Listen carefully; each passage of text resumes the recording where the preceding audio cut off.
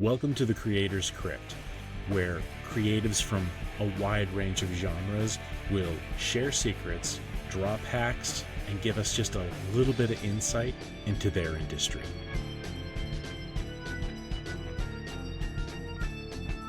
Today's guest is indie film producer, actor, and writer Tom Malloy. Tom has produced over 25 films in his career, including McVeigh, a look at Timothy McVeigh, the Oklahoma City bomber. This project will debut at Tribeca Film Festival this summer. A few of Tom's other films that you may have heard of: Love and Dancing, The Attic, The Alphabet Killer, and #Screamers, which #Screamers is particularly important to me because it was the first time I ever got a chance to create the villain of a film. Tom, welcome to the Creator's Crypt.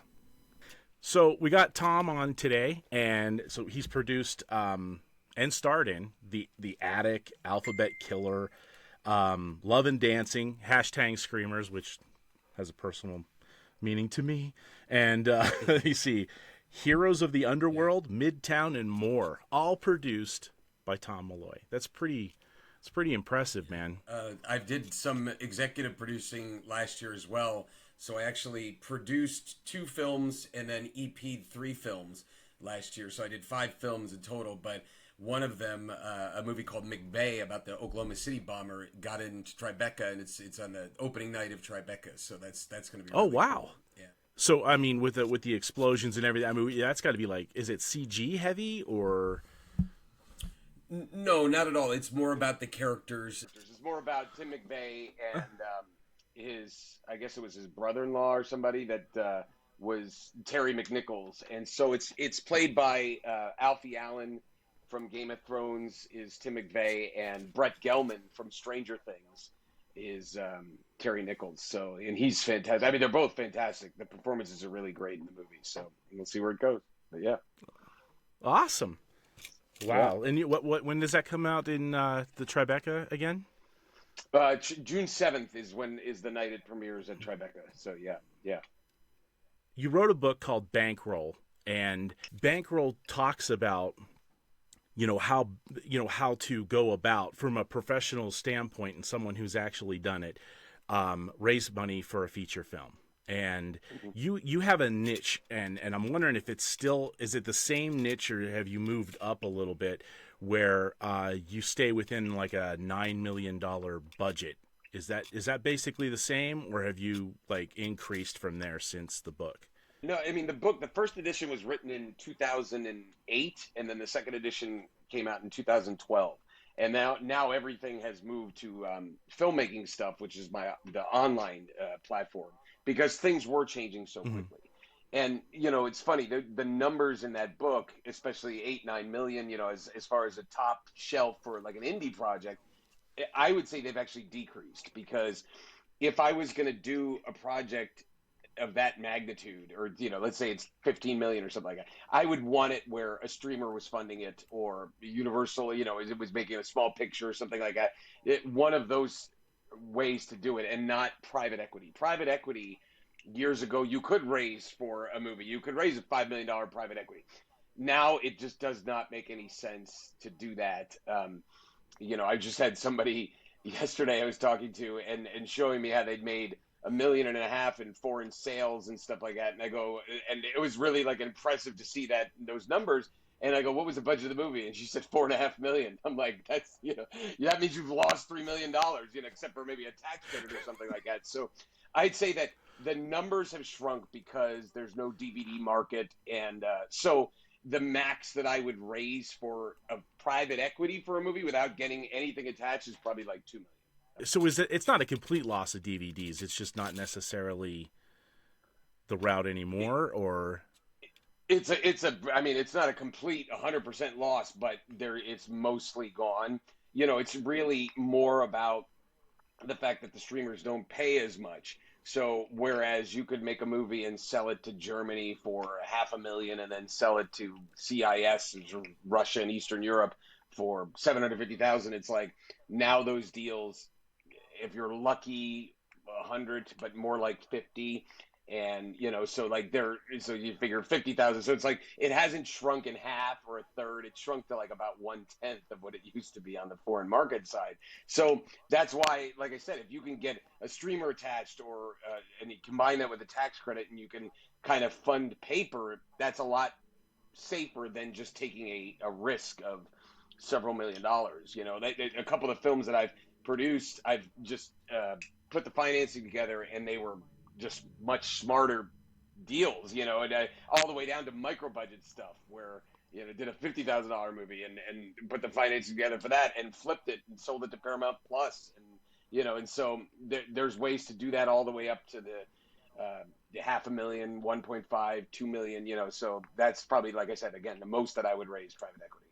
Holy crap! That I had no idea that the impact was that bad. I mean, because I've got other friends in the industry that have been talking about like this desert that's starting to take over. Like they talk about it almost like the Dust Bowl of like the 1930s and stuff. And it's like. Yeah. I'm like, is it really, or is it just like, segmented into certain areas, that are. Well, the key with the streamers, like Netflix, for example, is lifetime value of the customer, right? So that because they're concerned with that, and Amazon even more so, the budget that they spend on a film is inconsequential because. For example, like I joined Netflix when the first Stranger Things came out. So that's got to be, what, 6-7 years ago now? So I signed up because it was like, oh, I want to watch this. Stranger Things is cool. But it's like, add all that money together. They probably got $1,000 from me. That's like paying $1,000 to watch one movie, but all over that time. So they got me in their kind of ecosystem. And like I said, Amazon Prime is even worse because it's like, then you sign up and you're buying vacuum cleaners and pots and pans and all this stuff that you can buy on Amazon. So what they spend on the film doesn't matter because they're looking at you as a lifetime value customer. You know what I mean? Like how long can they keep you in the ecosystem to make all that money off? So let's talk about your job particularly as the producer. So like a lot of people have a vision of what a producer is, right?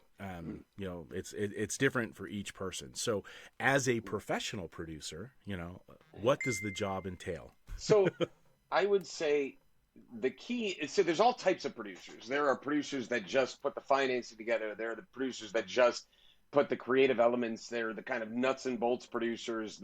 There's producers that jump on just to sell. I feel like I have all of those qualities and I can do them all. But as far as the on-set producer, the thing that I tell people, like the layman, what is it compared to? I say it's like a wedding planner. But like imagine you were planning a wedding for 20 days in a row or 30 days in a row, like every day that you're shooting, like another wedding, and it's because you're organizing everything and getting people involved and hiring and firing and stuff like that. So that's the nuts and bolts producing, which I did for 2 films last year.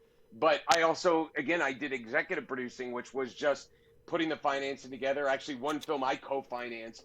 And so it was just putting the projects together and assembling the pieces. So, and then maybe bringing some cast that I had, celeb friends that wanted to work on the film. And so there's all kinds of aspects. And then I'm obviously selling the movie. I own a film sales company called Glasshouse Distribution, but also my connections to other platforms and sales elements. So that all that value, if you're a full across the board producer, you kind of need to bring it all. Because I mean, a lot of people, we'll try to like just define it into one section. Like, and I used to be like that. Like, I was never very good at raising money. I have that face that people just don't want to give money to. I mean, unless they feel it's a stick up. But I was really good about team building and stuff. So I was good at that aspect of it, but sucked at the other one, even line producing, trying to keep the budget and stuff in line. And these are just not things that I'm strong at. But and the fundraising side of it is it's like the creative endeavor killer of most projects. It's every project needs funding. I mean, whether it's a film, animation, like even toy design, podcasts, children's programming. You know, it seems like impossible to raise money, especially nowadays. What kind of suggestions do you have for the right way to go about it? The best way to raise money, when I've been successful to raise money, is to keep adding value to whatever the project is, whether it's a podcast or a book or a film. The more value you can add, it gets to like this tipping point where you're not asking for money anymore. You're letting somebody in on something special, right? If you could have it, let's put it this way: if you can go back in time to 2013, how many people would you tell to buy Bitcoin? You would be the biggest Bitcoin salesman in the world, you know what I mean? And be like, oh my God, you gotta buy Bitcoin, telling everybody to, because you know where it's gonna go.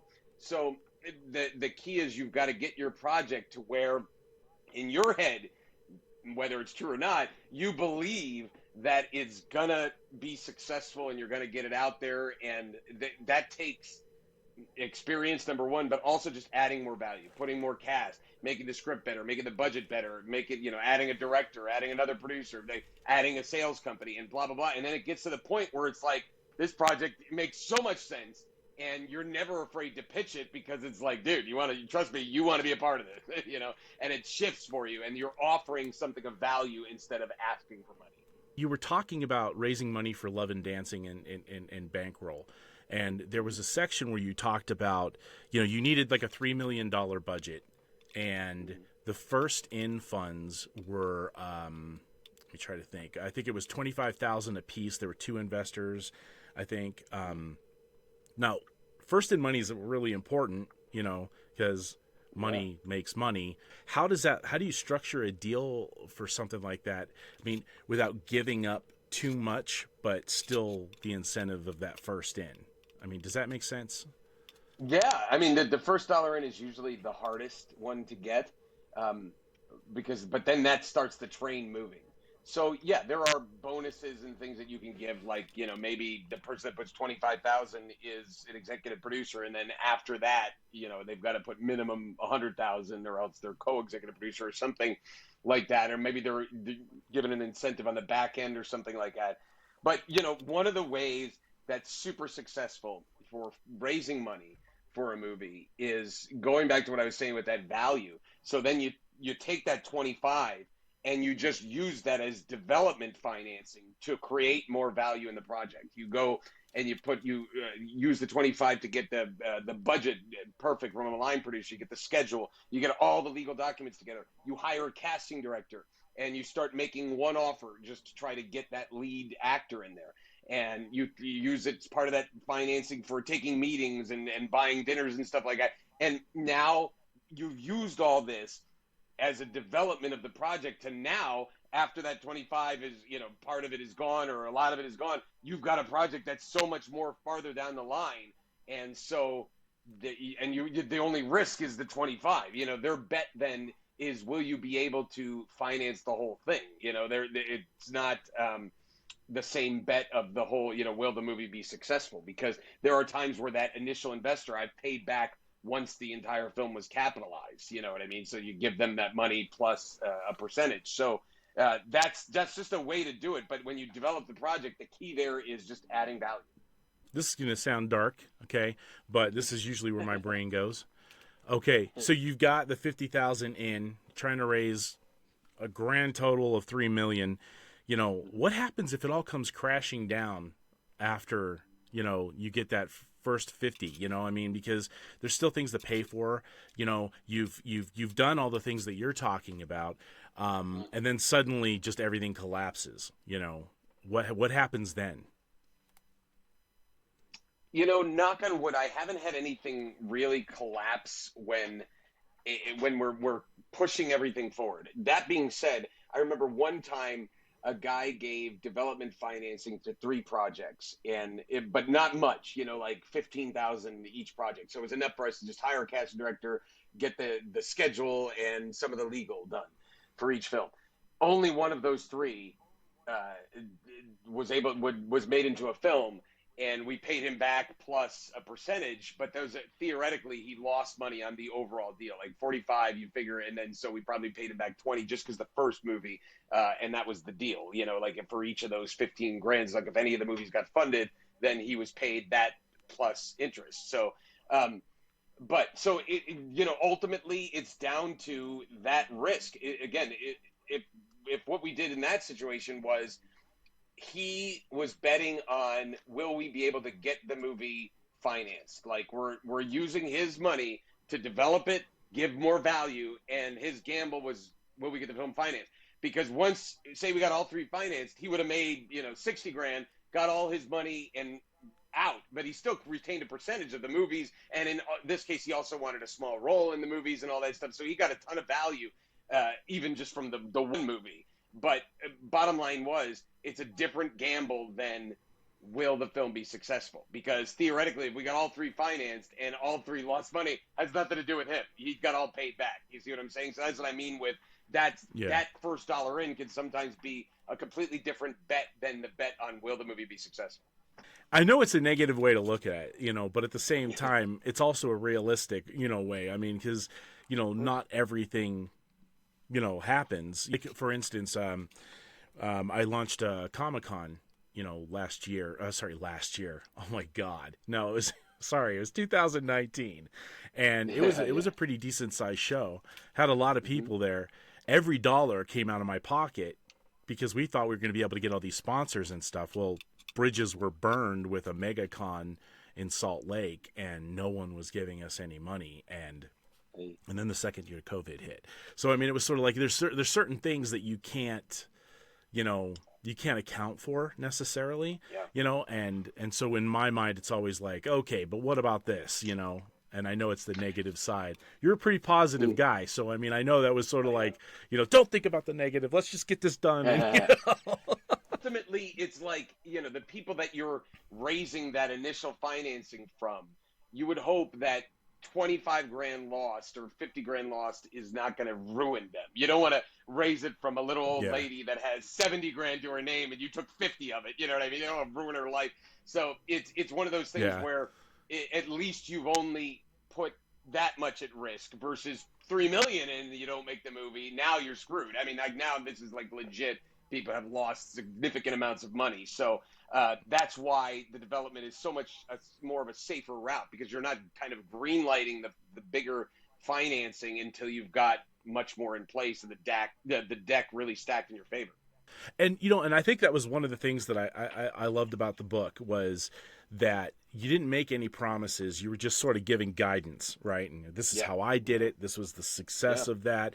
You give different options of how to approach it, whereas like a book, and I'm not going to mention the title, but I had one book that I'd read before I picked up yours that would tell you to like misappropriate, student loan money, things like that. Oh my God. It was, like, I was like, how is this shouldn't even been published, but, and don't take money from little old ladies. What other kind of things do you think that people should be aware of, as what's a good approach to to raising money and what you should avoid?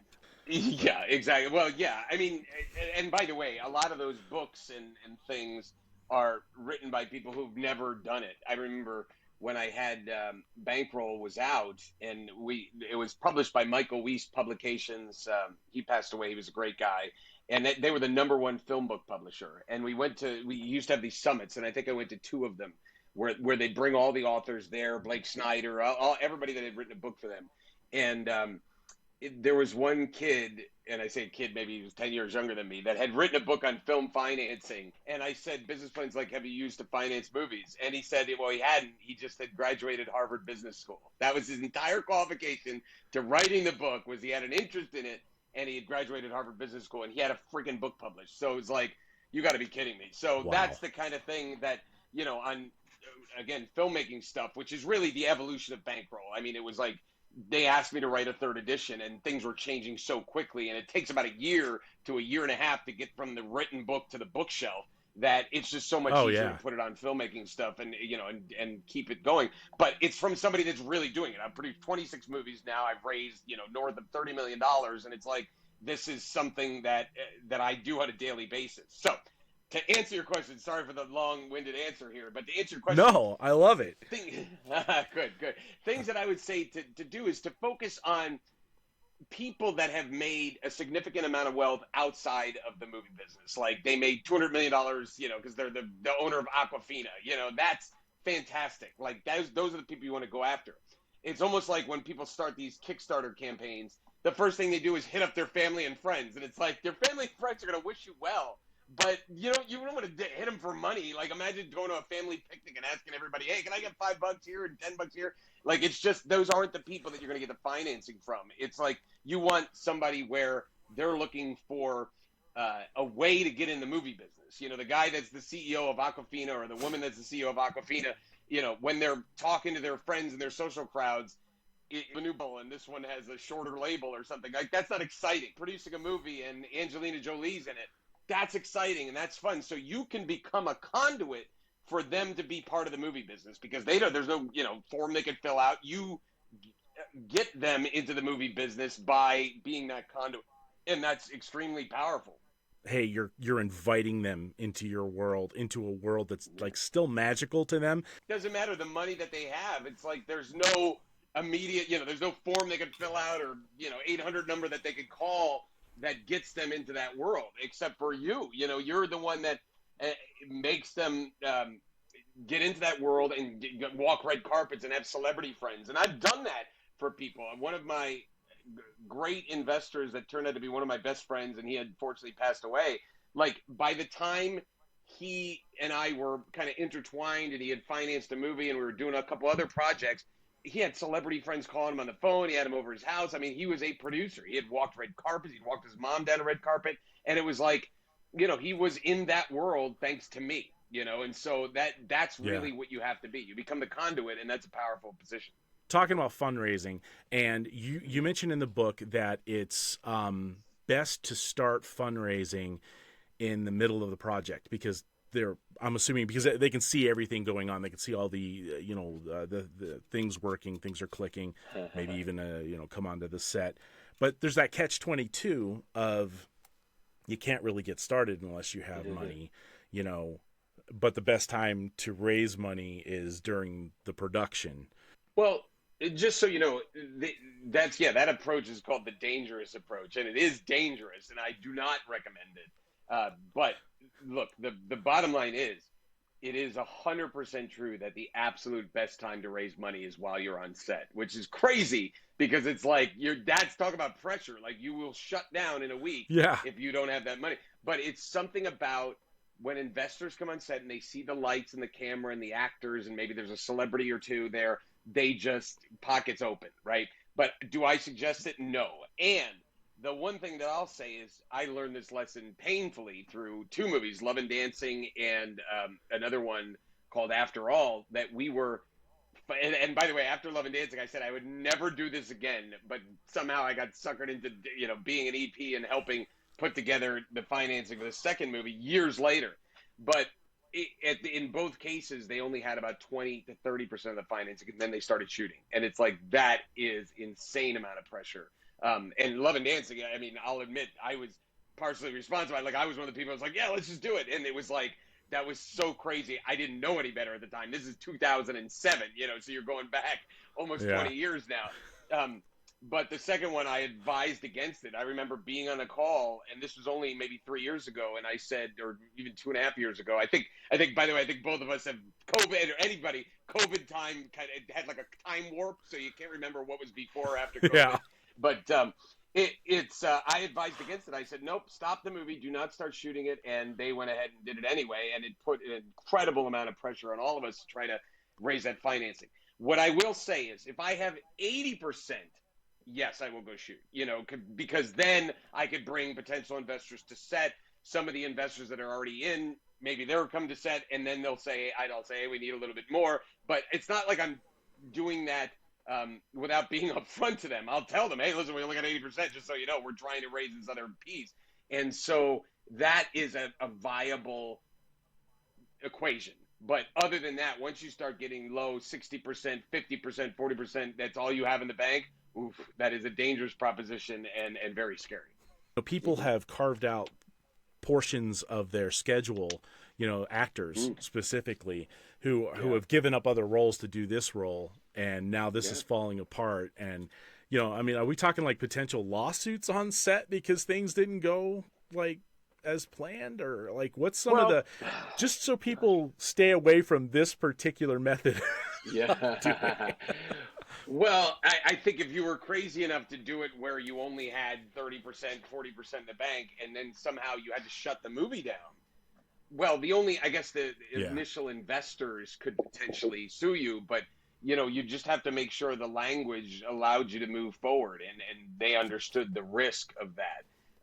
But ultimately, it's not a position that you ever want to be in. One of those things that is the problem with lawsuits sometimes is that it's just not worth it, right? If you say, they took this money and now I got to try to get this back, it's like, so then 2 years later in a court case, and you're suing these filmmakers maybe that don't have that much money, and it's like, what are you going to do? Say you win, you get a judgment against them. You can't, there's no debtor's prison in this country. You can't, if they don't have the money, you can't take it from them. There's no, look at when O.J. Simpson just passed away. It's like, how much did he ultimately pay the Goldman family? Like nothing, almost nothing. I think he still owed them $100 million, and it was like, that was never going to get paid. So, and that guy murdered his guy's son. And so, lawsuits, obviously, yes, things could happen, but that's if you're unscrupulous and you're not upfront and you're not being straightforward and honest with people and saying, here's the risk, and we're going to go into this movie and we don't have the money. On that second one that I did, the people that had put the 30% was the family of the director. So it wasn't like, they were supportive of the project. So it wasn't like we had other people's money that we were at risk, because then I literally probably would have walked away. I would have been like, I'm out, I'm not even involved in this. I'm out. Yeah. So. Well, and you also talk about how, you have a list of, go to, high net worth individuals, and, you protect them, because obviously these are the people who finance your projects. You don't want someone else sneaking one of them out, but when I was you were talking, also bringing them on set to see the set, I actually did something similar. This was before I read the book, though. We had an investor come onto the set. We were in the middle of shooting. It was a low budget, so we weren't really trying to, raise a whole lot of money. But while I'm setting up a shot, I have my DP, sneaking off and pitching his stuff to this investor. The guy I'm paying to shoot this film on my set is now trying to poach my investor. And it sounds like that, it's actually something that it's not that rare. People are like, they've got no scruples in some cases. Yep. Now that was you had something similar happen to you on I think it was one of your first projects, right? Yeah. How did you deal with that? As I get more experienced and been in the business longer, over 20 years now, I am not as much worried about somebody trying to steal my potential investor. And here's why.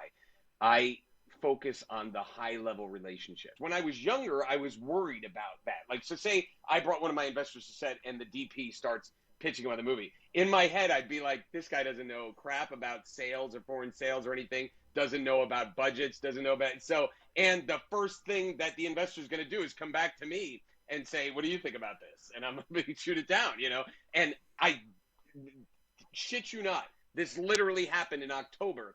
I did a film where I was the producer, and the director pitched one of the investors. And yes, it was completely unscrupulous, but did I care? Not at all. Because it's like, this director only knew how to direct one type of movie, which was kind of a slow-moving drama, and had no idea about budgets, no idea about sales, no nothing. You know what I mean? It's like, so when the investor, again, first thing he did was come to me, hey, just FYI, so-and-so's pitching me on the movie. I just said, well, tell me in more detail. tell me all the details. And I was like, well, he's missing this, he's missing that. How's he going to sell it? What's he going to do? And I just went through the whole laundry list. And then he was like, yeah, I'm not going to be involved in that. So like, again, high level relationships and experience and value negate all that stuff. Nobody can steal investors from me. And at the same time, even if they did, I mean, I've introduced one of my main business partners that's a huge Bitcoiner. I've introduced some other people, and he's working on some other projects. And it's like, I'm so busy and I do so much, it doesn't bother me as much. I mean, 10, 15 years ago, yes, I would have gone through the roof. Now I'm so zen about most things that I'm like, like it just doesn't matter. That's awesome. That kind of just torpedoed most of my questions, though. It's like, oh, well, he's zen about that now. So what the hell do I do? So nowadays, you're talking about how everything is basically changed, and you want to, you want to look at things differently when you're raising money. Are grants an option? Obviously we talked about tax deductions briefly. What are some of the avenues that you would take nowadays? Well, grants are different, and there is an avenue with the 501c3. That's not an avenue that I do or I'm involved with. For me, it's a combination of a couple things. Combination of private equity, which is just a high net worth individual, and H&I, that he or she puts an investment of money into the movie. There's soft money, which would be like getting locations or deals that pay theoretically. If it was $100,000 and you got $50,000 of deals, that's theoretically $50,000 off your budget. Shooting in a place where there's a tax credit, like just say we shoot in New Mexico, there's 25% tax credit, so you know that you're going to get that 25% back. And then on top of that, if you can attach distribution and maybe pre-sales on there, or at least a portion of it pre-sales, then you're now in just a much better position. Like there are still no guarantees, but you stack the deck in your favor to such an extent that the odds of it making money are much better than just going, hey, just give me all this money, I'm going to try to make something great, and then I'm going to take it to festivals and see what I can do with it. Like that's just not as smart as putting all those things together and structuring things that you're structuring yourself for success. I wasn't sure about grants. So in other aspects of the art world, grants are like, it's basically your only option next to that ridiculous crowdfunding, which crowdfunding is one of those things that I don't think people realize how much money you have to put in. So if you're raising like $100,000, you almost need to have 50 grand just in advertising to drive that, and that's how it works nowadays, just to drive the crowdfunding, to your site, and it's just such a, I don't understand how people were actually able to do it. And it used to be something that was more art related and creative related, but now you're seeing corporations raising money through crowdfunding. Totally. And when it first started, I think it was a great idea, but then it got flooded with everybody putting their project and everybody thinking they could just put a project up and in 30 days the money would just magically appear. And that wasn't the case. But to me, like you said, if it takes for $100,000 you're going to raise on crowdfunding, like with all these people and all the effort and all the time, to me, it's much less effort and time to just close one investor for $100,000. I mean, it's not easy, but I think that's easier than getting 100 from Kickstarter, and so I'd rather put my time and effort into that. And you have to do some digging to find stuff like that out. They lead you to believe, like Kickstarter will just sort of lead you to believe that you can do just like you were saying. You have an idea, you put it out there, in 30 days you get the money. So we were talking a moment ago about film festivals, and I know that you do a lot of film festivals. I mean, I'm seeing pictures of you at Cannes Film Festival every year. Am I wrong? Was there one in Germany that it's stuck in my head? Yeah. No, the Berlin Film Festival. But note for those, for Berlin and Cannes, that's the reason I'm there every year, and I'll be in Cannes in less than a month. I think I leave on the 12th of May. They also have film markets there. So during the Berlin Film Festival is the European Film Market, the EFM, and during Cannes is the Marché du Film, which means film market. And so I'm there with my company Glasshouse. It just so happens that we also mingle with the festival and we're able to do festively things. but yeah, obviously, and then Toronto at times, MIPCOM, AFM, and so I'm always traveling. That's kind of my main thing as far as Glasshouse goes, because that's where we're going to get a large portion of our sales from. The post festival nights and even leading up into the pre-festival stuff, those are all things that people look forward to, right? I mean, you're not just going there for work, you're trying to have a good time, right? So what are some of the things that you like to do outside of working the crowds? I mean, it's funny, like working in the movie business and specifically, like you said, networking, that is my favorite thing. Like, people ask, when is the last time you went on a vacation? I'm like, I don't, like, I kind of think of my life as a vacation. Like, but to me, like, saying to go away to some beach in some country for a week, that's like, I actually would dread that. Like, all I would be thinking is, oh, I'm missing this thing, and I'm missing work, and I'm missing that, because I enjoy doing this. So, but those networking things, that's where it's exciting. You go into Cannes.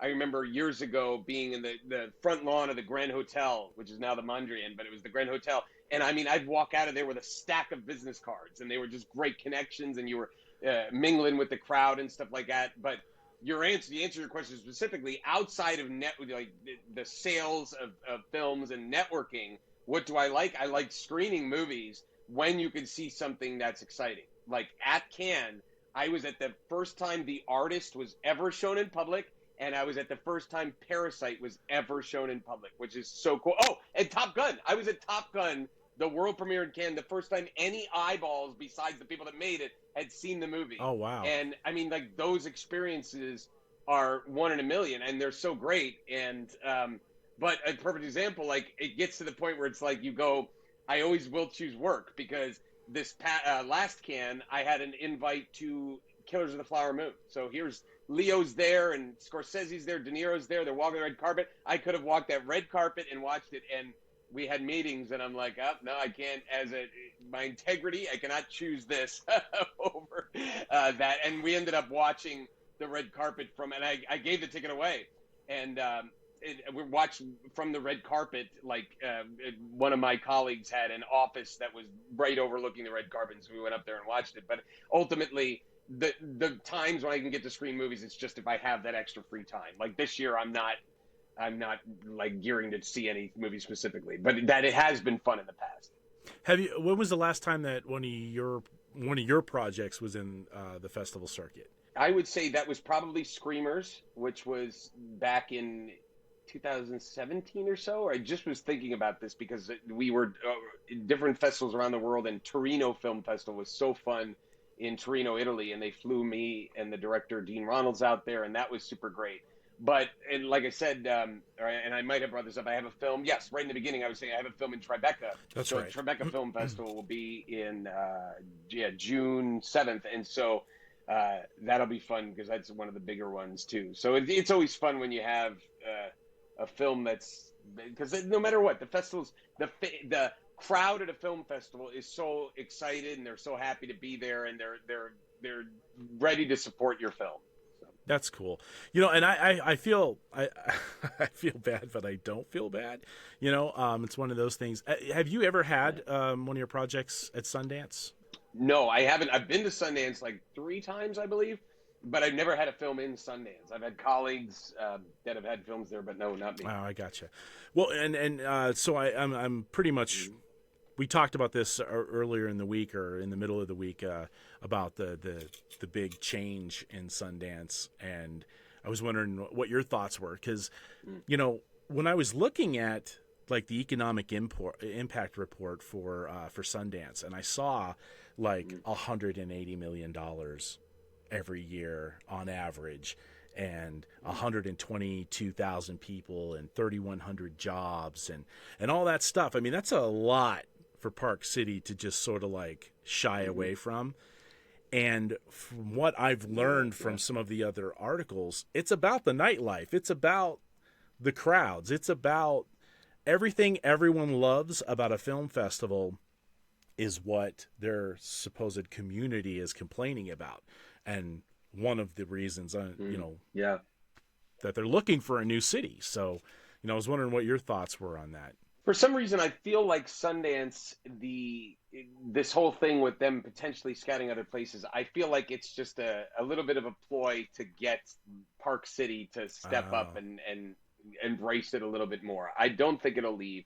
Um, there are some negatives about Sundance from being there. I mean, there are times where it's been a blizzard of snowstorm. I remember waiting outside this one party, like they just started letting people in, and we're in a line for a minute, and it was like I was dying, like freezing, and you're all wrapped up, and you can't look great because you got to have like earmuffs and gloves and and this big Gore-Tex coat and all this stuff and all that crap. So Sundance is not a glamorous. no. There some of it's glamorous, but it's not all a glamorous festival. So those are negatives, but it wasn't broken. That's the key. AFM was broken, which the American Film Market. Now that was for 40 years. It was in the Lowe's Hotel in Santa Monica, and then 2 years ago the Lowe's closed, and so it wasn't this past year. It was at a place called the Marinia Delfina, and it was a train wreck. And anybody was there, it was a train wreck. It just so happened the hotel workers were striking that week that AFM was, so you just kind of go up to the building. There would be people banging drums and air horning and stuff like that. The hotel was just horrible for it. So AFM was like dead in the water, broken. So they moved it to Las Vegas. So this November, it'll be to Las Vegas for the first time. It's an entire history. It's not in Los Angeles. And I think that makes sense because it was broken. So that the problem, I guess what I'm getting at is Sundance isn't broken, so to speak. So I don't feel like they'll move. I could be wrong, but that's my take on it. Oh, that and it makes sense. I mean, there was part of me that was probably like, well, hey, we got Park City over a barrel. Our contract is up for renewal. We're getting sick of hearing about people bitch about all the crowds that we bring in, which does have a major impact apparently on the city itself. Which isn't that big. I mean, if you've been there, it's not that big of a it's more of a town really, but and it is in the Rockies, and it's frigid cold, and maybe why don't you have it in the summertime? I don't know. These are all questions that I would ask, but at the same time, they kind of have them over the barrel. But listening to some of the complaints that residents were making, I'm like, Jesus, I mean, it's like it's one time. It's I think it's a grand total of 2 weeks.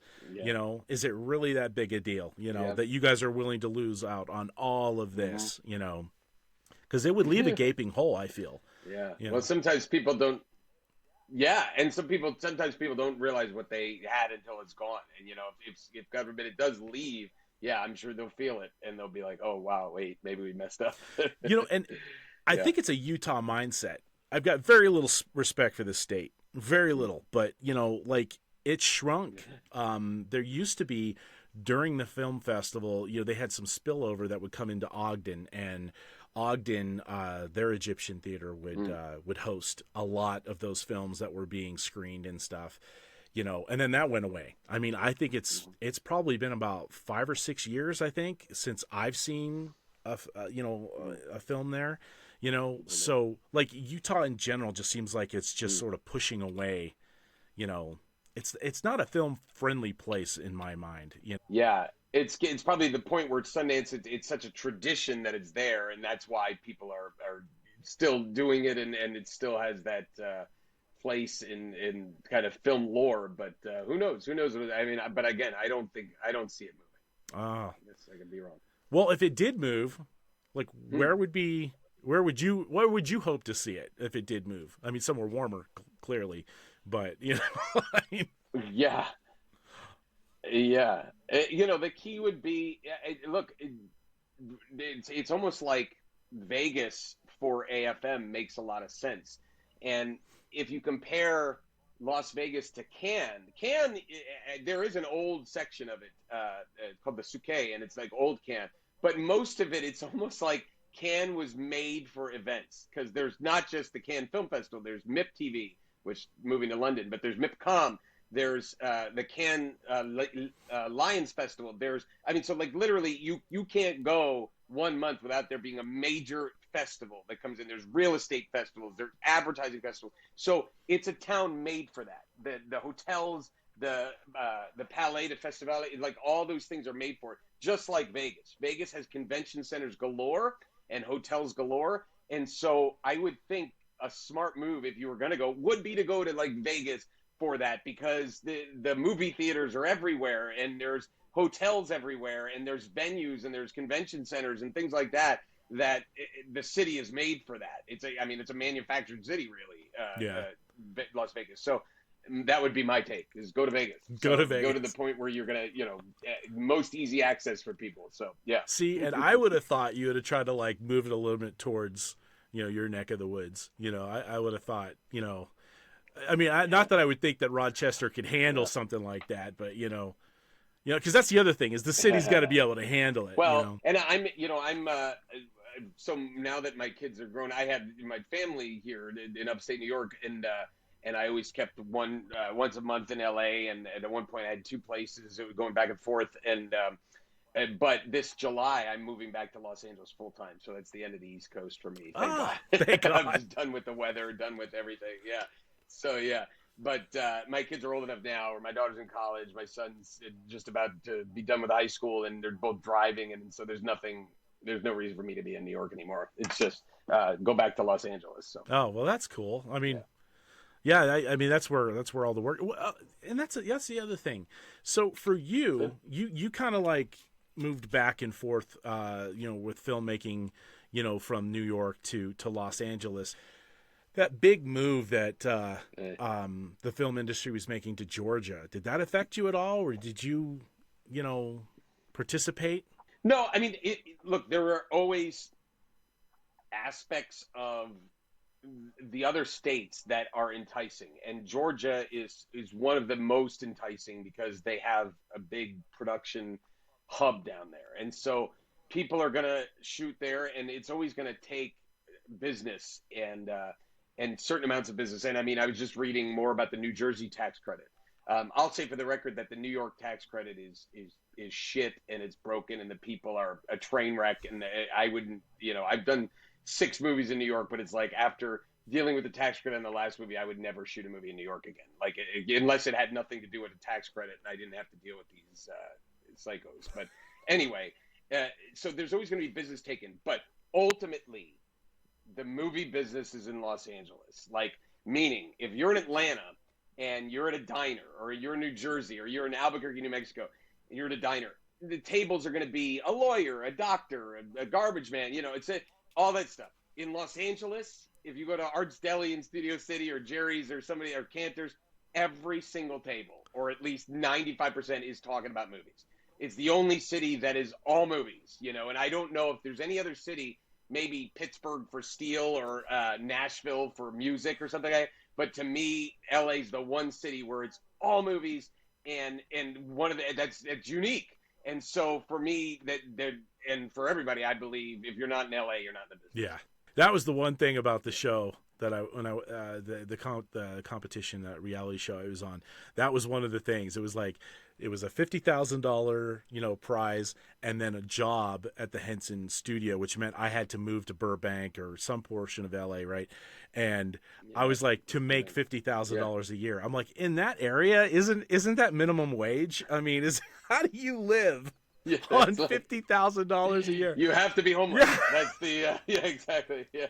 So that was a big no. I think that might have had a lot to do with why I only went as far as I did on the show, was because I knew what mine was. I was just going to take the payout. There was no way I was going to move to LA. I couldn't afford it. So, all the projects that you've worked on, what would you say is your absolute favorite? Like, I'm talking not just the acting portion, but the production, everything that you had. You had such a good time on it that it will always be there, and you're in the forefront of your mind. Is your favorite? Well, there's 2 that I would say, and one would be Ask Me to Dance, which is that was my 18th film produced. Like I said, I've done 26 now, and that was my 18th, but it was the first film I directed. So that was, it's always when you're first directing, and it was so fun, and the comedy was great, and I knew what I wanted, and I had gotten to a point in my career where I felt I could direct, and I knew I could, and nailed it. So that will always have a place in my heart. The other is actually the one it was #Streamers, which you worked on. And the reason being is every other film that I've made I had a vision for, and the final product was X% of that vision. Even Ask Me to Dance, and I directed that one. I'd say Ask Me to Dance was like maybe 80% of my vision, which is great. But if you go back to the Alphabet Killer and the Attic was maybe 10% my vision. Attic maybe 20% my vision. Love and Dancing maybe 20, 25. So when somebody doesn't like those films or whatever, say they yeah, I didn't like this, or it gets a bad review, there's a piece of me that would be like, well, if you only saw the way I wanted to do it, what I had in my head, but I didn't have the power back then in the experience.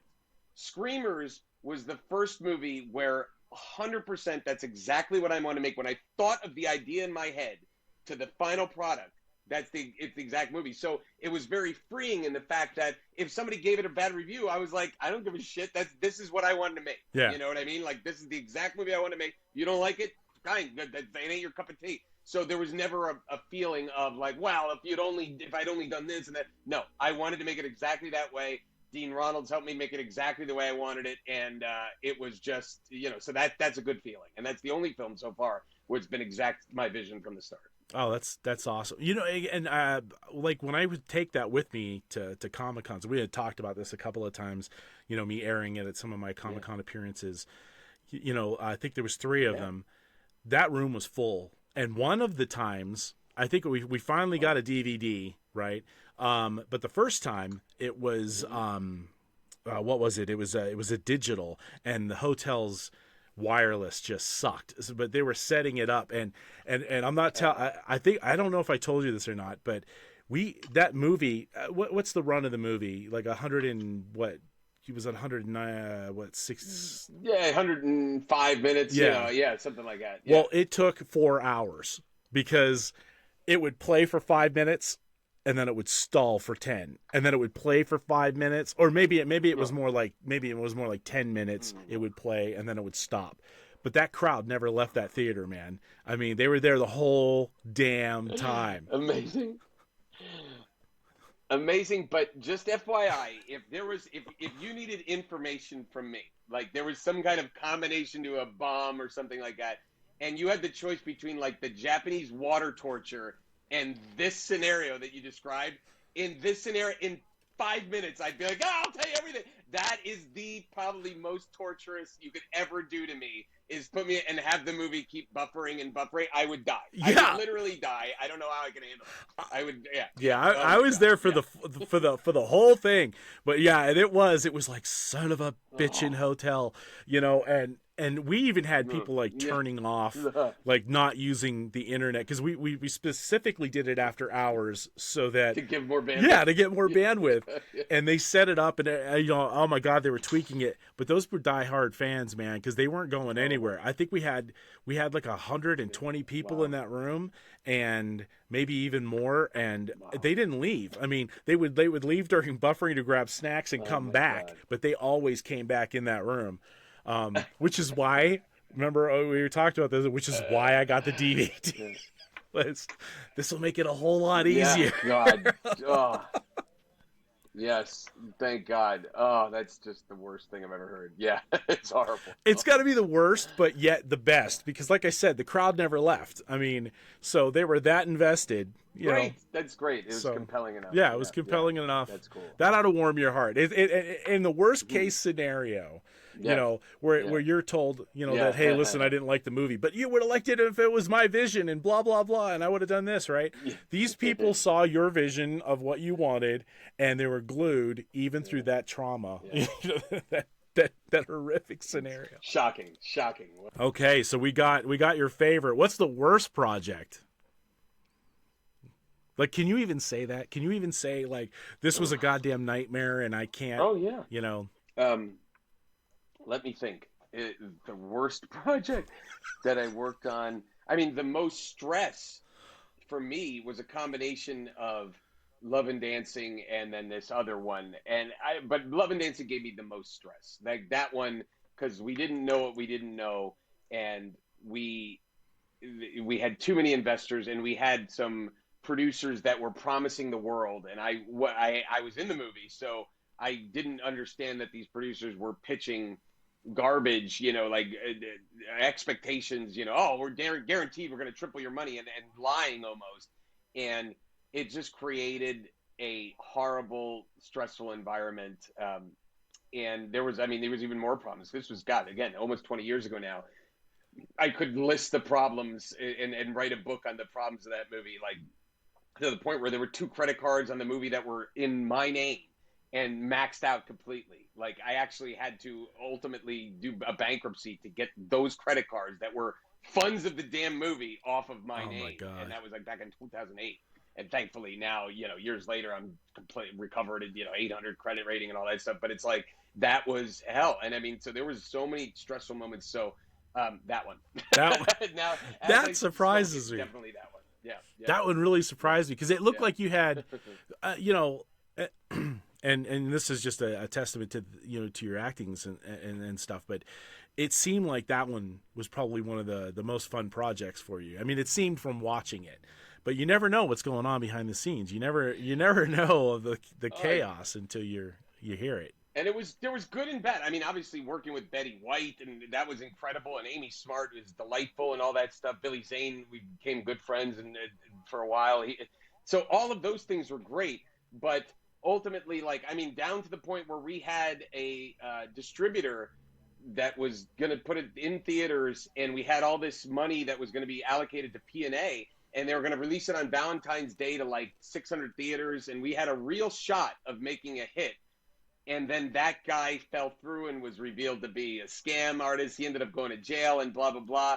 And that, he was promising all this money and he could never deliver it. And then when we actually released it, we released it in like 50 theaters opposite Star Trek, the first remake of Star Trek with Chris Pine in May, and got destroyed. And it was in and out of theaters in 1 week, maybe 2 weeks, and never made the money. And it's like, I mean, the movie was riddled with stories like that, where we were so close to getting this deal or so close to this happening and just falling through. And I guess, the payback was that I learned so many valuable lessons from there that hopefully I won't repeat again. But the movie eventually will come out, maybe in the fall. And so that, keep an eye out for McVeigh. I have another movie that's like a Santa Claus horror movie called He Sees You When You're Sleeping. That'll be, I believe, in October. And then another movie with Kristanna Loken, who was Terminator and Terminator 3, and Martin Kove, who's the bad guy of Karate Kid and Cobra Kai. And that one's called Dark Night of the Soul. And I believe that'll be in the fall as well. So I have a bunch queued up that will be coming out. And I feel like I'm missing one or two. But yeah, other than that, we have now licensed over 180 films for my company Glasshouse Distribution, which is great, and we're selling them worldwide and always pushing them. And again, filmmakingstuff.com. We have the membership site, Filmmaking Stuff HQ, where people can learn how to make movies, how to finance and how to sell them, which is, anybody can go to YouTube and find out how to light a scene or something like that. But what they can't teach you is how to raise the financing and how to distribute the movie, and that's exactly what we specialize in. Cool. And so everybody can follow you on Instagram. You're big on Instagram and on Facebook. Do you have anything else besides Facebook and Instagram? On Twitter/X, I'm Tommy Malloy, because someone took Tom Malloy. And but I don't really tweet that much at all. It's really Instagram, which is just Tom Malloy on Instagram. And we do. So the YouTube channel for filmmaking stuff, where I just give free advice on different topics and stuff like that. I think we have like 7,500 subscribers, but they're good. They're real like subs that are interactive and leave comments and stuff like that. And it's growing by about 300 a month. And so, and that's without advertising it. It's just organic. And so we're organically building it up. Yeah, no, that's YouTube/filmmaking stuff. But yeah. Hey man, thanks so much for joining me on this. Mm-hmm. It's a blast to talk to you whenever I get a chance to, but helping people out who maybe want to see this as a career path of their own is important. I mean, whole thing's about supporting artists and up and coming creatives. No, happy to do it. Always great to see you. Thank you so much, man. I'd like to thank Tom for coming out and talking to us today and giving us a little insight into the industry in which he's worked his entire life. I'd also like to thank the folks over at the Creators Maze Network. If you're looking for a centralized location for Everything Geek podcasts, then this is the network for you. And as always, I'd like to thank my friend Gil Corzo for supplying the Creator's Crypt with our theme music. This podcast was recorded on Riverside FM and edited on DaVinci Resolve.